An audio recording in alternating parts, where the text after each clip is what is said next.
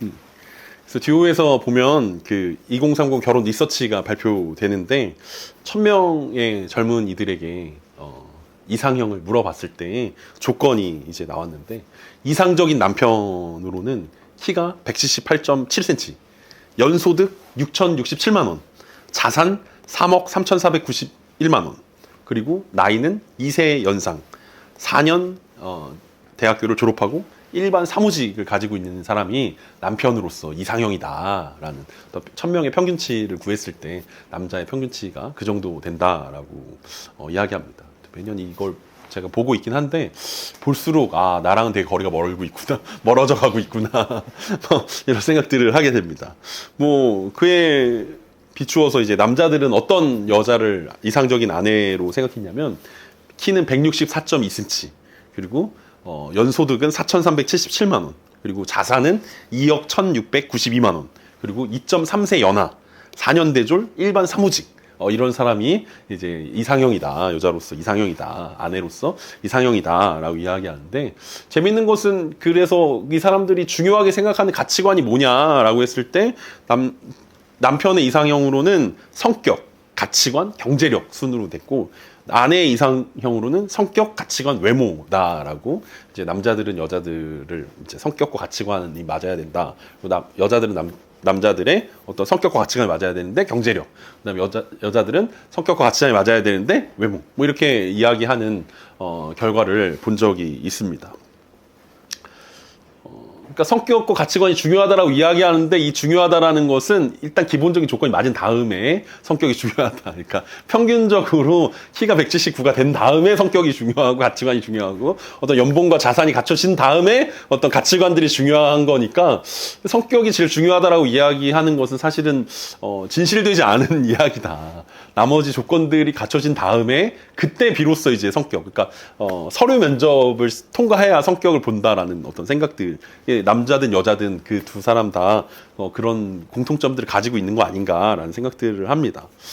어찌됐건 사람들은 이제 외모를 보게 되어 있다는 거죠. 이게 어떤 겉모습을 이야기하는 게 아니라, 그러니까 어떤 외형적인 그걸 이야기하는 게 아니라 겉으로 보여지는 것들이 되게 중요한 시대를 우리가 살아가고 있다. 그러니까 그 사람이 어떤 생각을 가지고 있고 어떤 됨됨이를 가지고 있고 어떤 그 좋은 성품을 가지고 있느냐는 사실은 기본적인 커트라인들을 넘어야 볼 수 있는 것들이기 때문에 결혼이 점점 더 어려워지는 건 아닌가라는 생각들을 하게 됩니다. 어찌됐건 저는 이 커트라인에 들지 않았음에도 불구하고 결혼했다는 거에 감사해야 될지 뭐 어떻게 될지 모르겠지만 어쨌든 사람들은 외모에 이제 좌지우지 된다라는 거죠. 안면, 외모라는 게 안면이라는 뜻입니다. 안면, 겉모습 이런 게 중요하게 느껴지는데 오늘 본문에 보면 하나님은 속마음을 더 중요하게 생각한다라고 말씀하셔서 위로가 됩니다. 키와 몸무게와 어떤 자산과 연봉 이런 거로 하나님께서 사람들을 뽑지 않으시고 그냥 마음 보시겠다라고 말씀하시니까 그거에서 우리가 위로를 받았으면 좋겠습니다. 지난주에 살펴본 고넬료는 언제 올지 모르는 베드로를 기다리면서 가족들, 친척들, 친구들을 모아가지고 기다리고 있는 중이었습니다. 그리고 베드로가 도착하면 바로 그를 통해서 하나님의 말씀을 들을 참이었습니다. 그리고 지난주의 말씀처럼 드디어 베드로가 도착했고 베드로는 고넬료에게 왜 자기를 요청했는지를 묻게 되었고 베드로와 고넬료에게 각각 임했던 하나님의 환상, 하나님의 인도하심이 이 가이사랴에서 고넬료의 집에서 드디어 이루어지게 됐다는 사실들을 확인하게 되었습니다. 그리고 베드로의 설교가 시작됩니다. 34절과 35절입니다.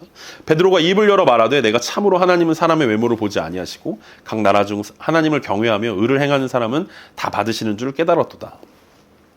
베드로의 첫 마디는 내가 참으로 하나님은 사람의 외모를 보지 아니하신다라는 것이었습니다. 우리가 앞에서 봤던 것처럼 사람들은 결혼을 위해서 외모를 보는데 조건들을 보는데 하나님은 조건을 보지 않는다라는 사실들을 베드로가 마침내 깨달았다라는 이야기를 오늘 설교의 시작으로 삼고 있습니다. 하나님 외모에 속지 않으시는 분이라고 말씀하고 있습니다. 그럼 하나님 보는 게 뭐냐라고 이야기했을 때 하나님 보는 것은 35절에서 하나님을 경외하며 의를 행하는 사람을 하나님은 보신다라는 거죠. 하나님은 중심을 보시는데 그 중심이 어떠한지를 보는데 그 중심이 하나님을 경외하는가 그리고 의를 행하는가 이 두 가지를 하나님이 중심을 보시는 거지 하나님은 우리가 어떤 존재인지 어떤 직책을 가지고 있었는지, 어떤 직분을 감당했는지, 혹은 집을 어디 살았는지, 어느 동네에 살고 있었는지, 어떤 일들을 했는지, 뭐 이런 것들을 주목해 보지 않는다라는 거죠. 하나님을 경외한다라는 것은 어떤 의미입니까? 우리가 10계명에서 1계명부터 4계명까지를 보면 하나님에 대한 계명이 나오는데 그게 바로 하나님을 경외하는 것입니다. 너는 나 외에는 다른 신들을 내게 있게 하지 말지니라. 이 말씀이 하나님을 경외하기 때문에 나타난다라는 거죠.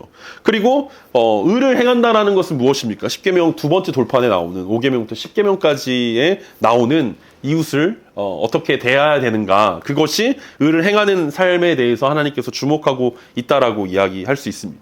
그러니까 하나님은 우리의 외모를 보지 않으신다라는 거예요. 우리의 얼굴을 보지 않으시고 우리의 몸매를 보지 않으신다라는 것입니다.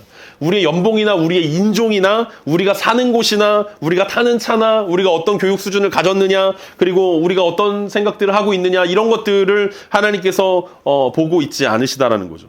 그래서 베드로가 말한 게 뭐냐면 각 나라 중에서 하나님을 기뻐하는 사람들을 찾겠다라고 이야기합니다. 하나님을 경외하고 의를 행하는, 하나님을 기뻐하는 사람들을 모든 나라들 중에서 하나님께서 찾으신다라고 말씀하고 있습니다. 마침내 베드로는 그런 외모적인 것들과 상관없이 하나님께서 하나님을 경외하고 의를 행하는 그 사람들을 찾으신다라는 이 사실들을 깨닫게 되었습니다. 이전까지 베드로는, 그리고 대부분의 유대인들은 어떤 생각을 했냐면 구원은 유대인에게만 있다라고 생각했습니다. 그래서 이방인들도 구원을 받기 위해서는 유대인이 되어야 된다라고 생각했어요. 그래서 할례를 받아야 된다. 그래서 정식으로 니네가 유대인이 되는 방법 말고는 구원을 얻을 수 있는 방법이 없다라고 생각했습니다. 왜냐하면 예수님이라는 존재 자체가 유대인의 메시아로 오신 것이기 때문에, 예수님도 유대인의 메시아이기 때문에 예수님을 통해서 구원을 얻으려면 니네가 유대인이 되어야 된다라는 생각들을 가졌다라는 거죠. 유대인에게만 구원이 있다라고 생각했습니다. 그런데 욥바에서 환상을 보고 가이사랴에 와서 고넬료의 모습을 보면서 모든 사람을 향한 하나님의 구원 계획을 베드로가 마침내 깨닫게 되었습니다. 하나님은 하나님의 사람들을 하나님의 자녀로 받아주시는데 그것은 단순히 외형적인 어떤 민족적인 선택과 구별이 아니라는 사실들을 그가 깨달았다는 것입니다. 하나님이 하나님의 자녀를 받아주신다는 것은 하나님께서 하나님의 자녀로 영접해 주신다는 말입니다. 그리고 우리가 잘 아는 것처럼 요한복음 1장 12절과 13절에서 어떤 말씀이 있습니까? 영접하는 자, 곧 그 이름을 믿는 자들에게는 하나님의 자녀가 되는 권세를 주셨으니 이는 혈통으로나 육정으로나 사람의 뜻으로 나지 아니하고 오직 하나님께로부터 난 자들이니라.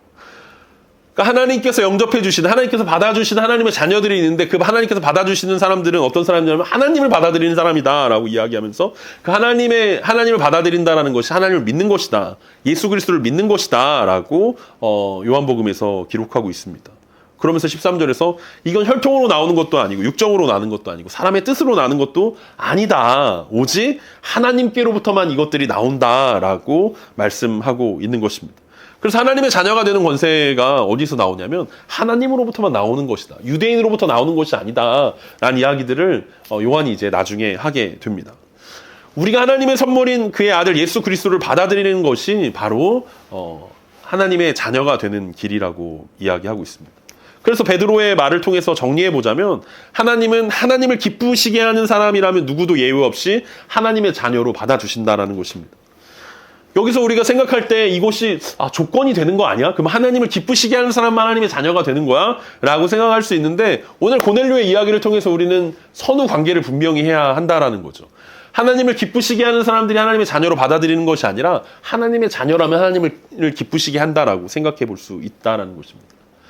루터가 정교개혁을 통해서 행위나 공로가 아닌 오직 믿음을 외쳤는데 이것이 오히려 오늘날에 와서 이 믿음이라는 것 자체가, 우리가 하나님을 믿는다라는 것 자체가 공로가 되어버린 이상한 견해가 우리 가운데 생겨나게 되었습니다. 오늘날 복음주의 교회에서 내가 하나님을 믿는다, 내가 그의 아들 예수 그리스도를 믿는다, 그리고 그 믿는다라는 고백이 마치 우리를 하나님의 자녀로 만들어주는 것처럼 우리 가운데 느끼게 할 수 있다라는 거예요. 나는 믿은 사람이야, 난 예수 그리스도를 고백한 사람이야, 그래서 내가 하나님의 자녀가 되었어 라고 생각하는데 오늘 고넬료를 보면서 우리가 생각해 볼 수 있는 것, 그리고 이 말씀을 전하고 있는 베드로를 통해서 우리가 생각해 볼 수 있는 것은 어느 한 구석도 하나님의 은혜가 아니고서는 그 하나님의 자녀가 되는 방법이 없다라는 것입니다.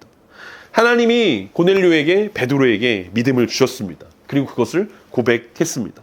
믿음이나 고백이 우리의 행위나 자랑이 될 수 없다라는 이야기들을 우리 가운데 하고 있습니다. 하지만 반대로 그렇다고 해서 우리의 행동과 우리의 고백이 중요하지 않다라는 말은 아닐 것입니다. 앞에서 이야기했던 것처럼 하나님을 기쁘시게 하는 삶을 사는 사람이 하나님의 자녀다라는 이야기들을 하고 있죠. 그러니까 우리가 하나님의 자녀가 되기 위해서 하나님을 기쁘시게 할 필요는 없지만 하나님의 자녀라면 하나님을 기쁘시게 하는 삶, 하나님을 경외하고 의를 행하는 삶들을 살아낼 수밖에 없다는 이야기들을 하고 있는 것입니다. 그러면서 베드로는 계속해서 왜 예수님을 통해서만 구원 얻을 수 있는지 계속해서 설교하고 있습니다. 오늘 36절과 37절입니다.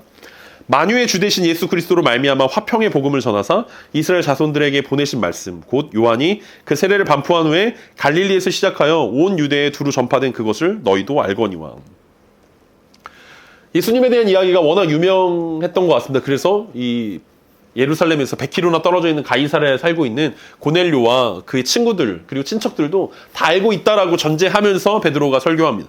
너희도 이미 알거니와 라고 이야기하면서 베드로가 다시 한번 고백하는 것은 예수 그리스도가 만유의 주인이시라는 사실입니다.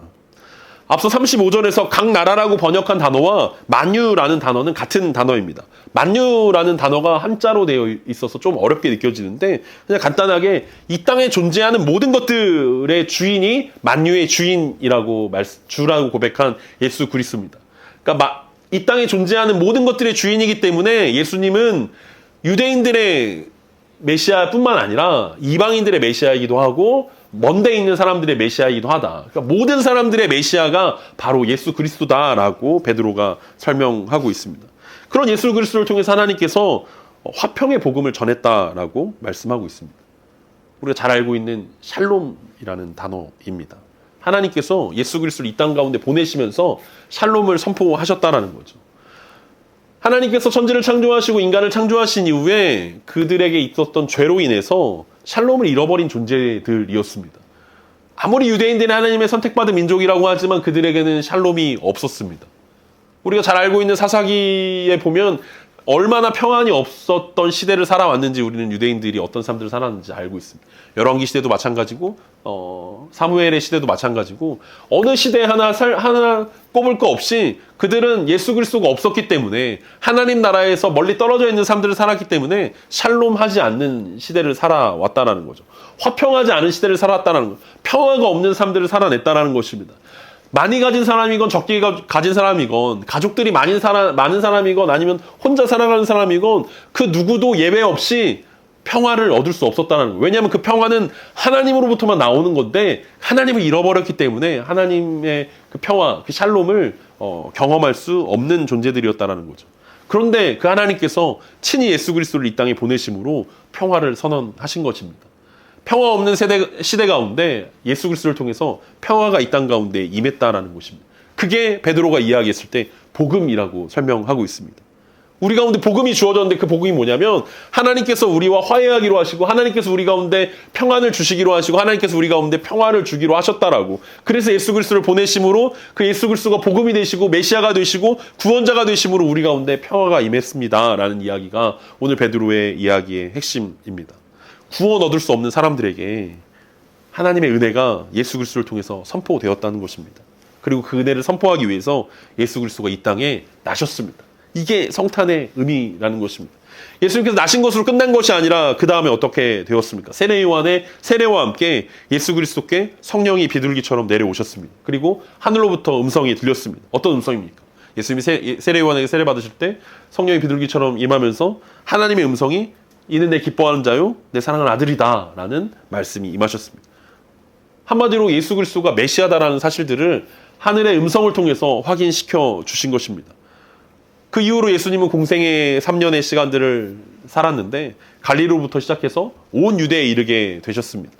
갈릴리에서는 제자들을 부르셨고 온 유대에 이르면서 여러 가지 이적과 여러 가지 사역들을 감당하셨던 예수님의 이야기가 복음서의 핵심적인 내용들일 것입니다. 그러면서 예수님은 사람들에게 자신이 하나님의 아들이고 하나님의 나라가 이 땅 가운데 임했다라는 것을 선포하셨던 것입니다. 그게 화평의 복음이라는 거예요. 하나님 나라 없이 세상 가운데서 죄악 가운데 찌들어서 죽어가는 사람들에게 다시 하나님의 나라가 임했구나. 그리고 그 하나님의 나라가 예수 그리스도를 통해서 이 땅 가운데 임했고 그 하나님의 나라를 살아갈 수 있도록 만들어주셨구나. 그 예수 그리스도를 믿는 자마다 구원을 얻게 되는 것이고 그 예수 그리스도를 통해서 우리 가운데 놀라운 하나님의 나라가 역사되어지는 것이구나. 그것이 베드로가 사람들을 통해서 오늘 성경 말씀을 통해서 고넬료에게 그리고 고넬료의 가정에게 오늘 선포하고 있는 말씀이라는 것입니다. 단순히 예수님이 유대인의 메시아로 끝났던 것이 아니라 만유의 주인이신 예수 그리스도께서 여러분들의 주인이시기도 하고 여러분들의 메시아이시기도 하고 여러분들의 구원자이시기도 합니다. 라고 설명하고 있는 것입니다. 그러면서 다시 한번 예수님의 사역들을 이렇게 마무리하고 있습니다. 38절입니다. 하나님이 나사렛 예수에게 성령과 능력을 기름 붓듯 하셨음에 그가 두루 다니시며 선한 일을 행하시고 마귀에게 눌린 모든 사람을 고치셨으니 이는 하나님이 함께 하셨습니다. 하나님은 유대인들에게 끊임없이 말씀하셨고 증명하셨습니다. 예수님이 메시아라는 사실들을 끊임없이 말씀하시고 증명하셨다는 것입니다. 나사렛 예수가 메시아가 확실하다는 사실을 그에게 성령과 능력을 기름 붓듯 하면서 알려주셨습니다. 우리가 그 그리스도라는 단어의 뜻을 기름 부음 받은 자라고 우리가 잘 알고 있지 않습니까? 유대인들은 선지자와 왕과 제사장들에게 기름 부어서 그들을 구별하여 세우면서 이것이 하나님이 세우신 자들이다라는 것들을 증명했는데 예수 그리스도는 단순히 사람의 기름 부음이 아니라 하나님께서 직접 기름 부으셨고 하나님께서 직접 성령을 내려주셨다는 것입니다. 기름 붓듯이 성령님과 능력을 예수님께 부어주셨습니다. 그러면서 예수가 메시아다라는 사실들을 하나님께서 계속해서 말씀하셨다는 거죠. 그동안 유대인들은 하나님이 세우셨던 선지자들 그리고 제사장들 그리고 왕들을 인정하지 않는 사람들이 훨씬 더 많았습니다. 하나님이 보낸 선지자들의 메시지들을 제대로 듣지 않았다라는 거죠. 하나님이 세우신 제사장들의 말에 순종하지 않았다라는 거예요. 그래서 마지막으로 마지막 선지자이시고 마지막 제사장이시고 마지막 왕이신 예수 그리스도를 하나님께서 보내주셨습니다. 예수님 하나님께서 직접 기름 부음을 받으셔서 그에게 모든 능력과 권세가 있음을 하나님께서 유대인들에게 그리고 모든 사람들에게 알게 하셨던 것입니다. 예수님이 하셨던 가르치시고 고치시고 전파하신 모든 사역을 베드로는 선한 일이라고 표현합니다. 그리고 예수님 마귀에게 눌린 모든 사람을 고치심으로 하나님의 나라가 이 땅 가운데 오셨음을 보여주셨습니다. 예수님의 모든 사역들은 단순히 잃어버린 사람들을 향한 어떤 극률한 마음, 물론 극률한 마음과 구제와 어떤 고치는 사역들을 하셨지만 이 모든 사역들의 핵심은 예수님을 통해서 하나님의 나라가 이 땅 가운데 임했다라는 그 복음을 증명하기 위한 일들이었습니다. 예수님의 사역 가운데 하나님께서 함께 하시니까 어떤 능력과 권세가 나타났습니다. 병든 사람들이 고쳐졌습니다. 앉은뱅이가 일어섰고 문둥병자가 고쳐졌습니다. 소경이 눈을 뜨고 중풍병자가 일어났습니다. 열병이 떠나갔고 죽은 사람이 살아났습니다. 하나님이 함께 하시는 증거로서 예수님이 이 땅 가운데 선한 일을 행하셨습니다. 무엇보다 하나님이 함께 하시는 사람 평화의 왕 그 예수 그리스도가 이 땅에 오셨다라는 것이 오늘 베드로가 이야기하고 있는 복음의 핵심입니다. 하나님이 예수님과 함께 하셨을 때 예수 그리스도 통해서 놀라운 이적이 나타났던 것처럼 그 임마누엘, 하나님이 우리와 함께 하신다라는 그 임마누엘을 보여주기 위해서 예수님이 우리와 함께하고 있음을 우리가 기억해야 할 것입니다. 우리가 성탄절이 되면 임마누엘 우리가 고백하고 우리가 함께 찬양하는데 그 임마누엘이 하나님이 우리와 함께 하시다라는 것입니다. 하나님은 예수 그리스도와 함께 하셨고 그 예수 그리스도가 우리와 함께 하고 있기 때문에 하나님이 우리와 함께 하신다라는 고백입니다.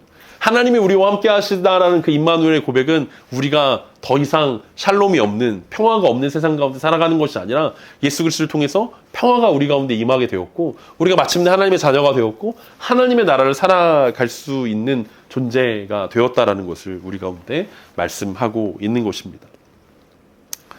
저를 통해서 이제 많은 사람들이 나이가 들어가면서 더 이상 성탄이 설레거나 기쁘지 않다라고 이야기합니다. 저도 확실하게 어렸을 때랑 비교해보면 성탄의 설렘이 많이 사라진 것 같습니다. 더 이상 성탄절 이브에 밤을 새지 않습니다. 더 이상 성탄절에 새벽송을 돌지도 않습니다. 어떤 선물을 받을지 설레하지도 않고 어떤 누구랑 어떤 새로운 만남을 가질까 어떤 약속을 잡지도 않습니다. 생각해보면 이게 나이가 들어서가 아니라 성탄이 아닌 다른 즐거움 가운데 있었기 때문에 설렜던 것들은 아닌가라는 생각들을 하게 되기도 합니다. 예전처럼 막 성탄절 카드를 막 열심히 쓰거나 선물을 주고 받지 않는데 그 이유가 성탄절이라서 그런 카드를 쓰고 성탄절이라서 선물을 주고 받기보다는 그냥 좋아하는 사람과 어떤 이성들과 어떤 그 썸남, 썸녀들과의 어떤 그런 만남들이 사라져서 이제는 결혼을 해버리고 이제는 더 이상 그런 것들이 없기 때문에 성탄의 설렘이 사라진 건 아닌가? 라는 생각들을 하게 된다는 거죠. 우리가 오늘 찬양 가운데 고백했던 찬송가 126장 3절에서 의로우신 예수는 평화의 왕이시고 세상 빛이 되시며 우리 생명 되시네. 죄인들을 불러서 거듭나게 하시고 영생하게 하시니 왕께 찬양하여라 라고 우리가 함께 고백했는데 이 찬양의 가사를 우리가 주목해 본다면 우리가 성탄절에 설레어야 하는 기뻐야 하는 이유는 명확하게 평화의 왕으로 오신 예수 그리스도 때문이어야 할 것입니다.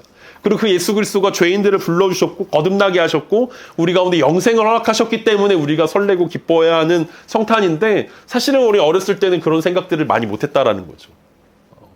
오늘 밤새는데 그 누나가 오냐 안 오냐, 어떤 그 여학생이 오냐 안 오냐, 오늘 밤샐 때 어떤 게임을 하고 놀 것이냐, 마니또한테 선물을 줘야 되는데 무슨 선물을 준비할 것이냐, 뭐 이런 것들 때문에 설레했던 거지 정작 성탄의 주인공이 예수 그리스도 때문에, 아니면 예수 그리스도가 우리 가운데 주시는 샬롬 그 화평의 이야기 때문에 설레어 하지 않았던 것들을 우리는 생각해 봅니다.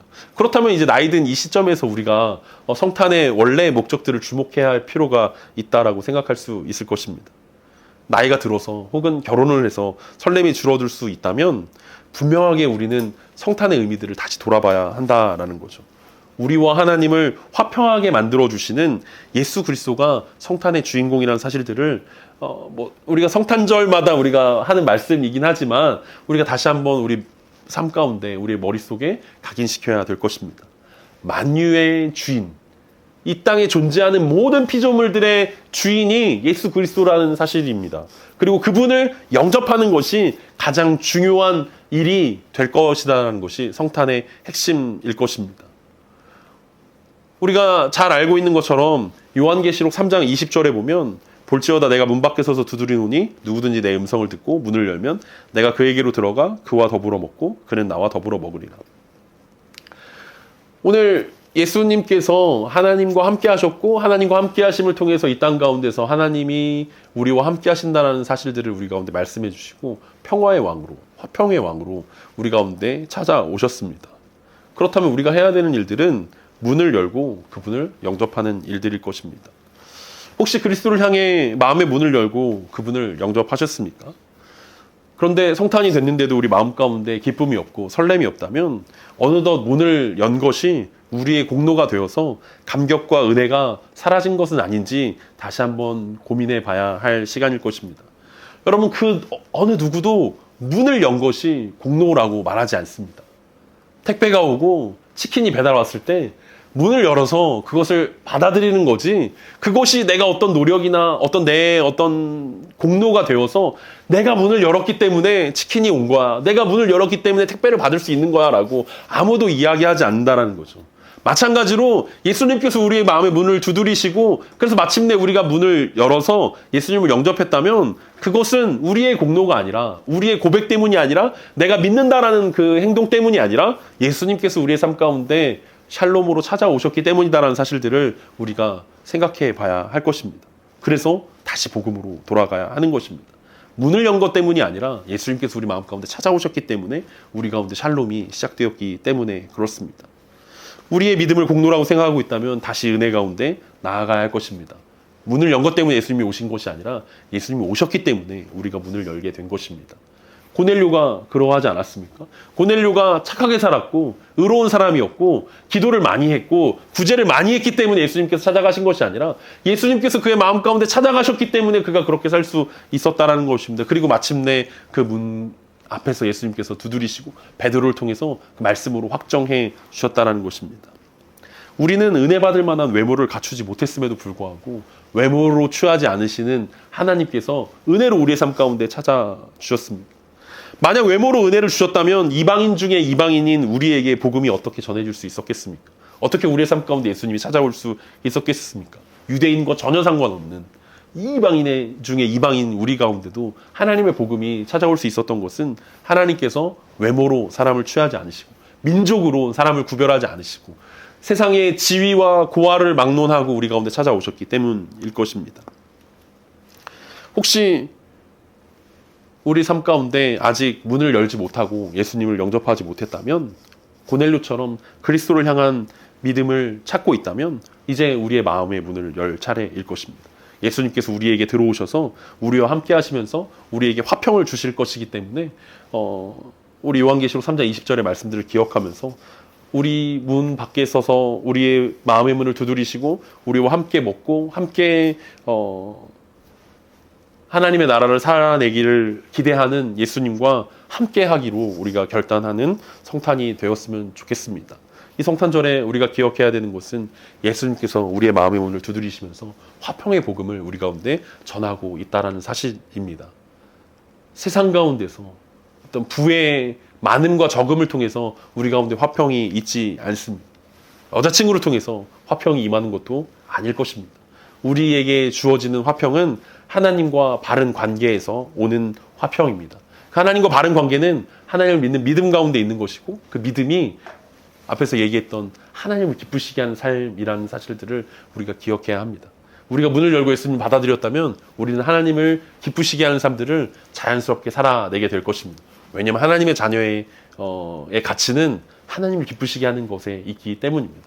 하나님을 경외하고 사람들에게 의를 행하는 것, 하나님을 사랑하고 이웃을 사랑하는 그 기쁨의 화평의 잔치 가운데 오늘 이 성탄을 맞이한 우리들 가운데 우리를 초대하고 우리의 문을 두드리고 계십니다.